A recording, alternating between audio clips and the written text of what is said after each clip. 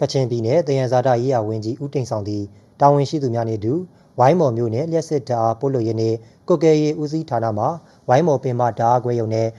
မဟာဓာတ်အားလိုင်းမှုရုံရှိဝန်ထမ်းများနှင့်အောက်တိုဘာ22ရက်မွန်းလွဲပိုင်းကဝိုင်းမော်မြို့နယ်မိုင်းနာကျေးရွာရှိအဆိုပါဓာတ်အားခွဲရုံရှိစီဝေးခမ်းမမှာတွေ့ဆုံခဲ့ပါသည်။ရှေးစွာပြည်နယ်ဝန်ကြီးကဝန်ထမ်းများအနေနဲ့ဝန်ထမ်းစည်းမျဉ်းစည်းကမ်းတွေညီအလေးထားလုပ်ကိုင်ဆောင်ရွက်ကြရတဲ့လုံခြုံရေးကိုဂရုပြုပြီးနေထိုင်ကြရမှာဖြစ်ပါကြောင်းမြို့ပြအင်္ဂါရက်နှင့်ညီဖွံ့ဖြိုးတိုးတက်လာစေရေးဝန်ထမ်းများအနေနဲ့စနစ်တကျကြိုတင်စီမံဆောင်ရွက်ထားကြရမှာဖြစ်ပါကြောင်းအားပေးပြောကြားပြီးပြည်နယ်လျှက်စစ်အင်ဂျင်နီယာမှုကလုပ်ငန်းဆောင်ရွက်နေမှုအခြေအနေများနှင့်ဆက်လင်းပြီးရှင်းလင်းတင်ပြခဲ့ပါတယ်။အဲဒီနောက်ပြည်နယ်ဝန်ကြီးကဝိုင်းမော်ပင်မဓာတ်အားခွဲရုံနှင့်မဟာဓာတ်အားလိုင်းမှုရုံများမှာအရာတန်းအမှုထမ်းများအတွက်စံကြက်ဥနှင့်စီတို့ကိုပေးအပ်ခဲ့ကြောင်းသိရှိရပါတယ်ခင်ဗျာ။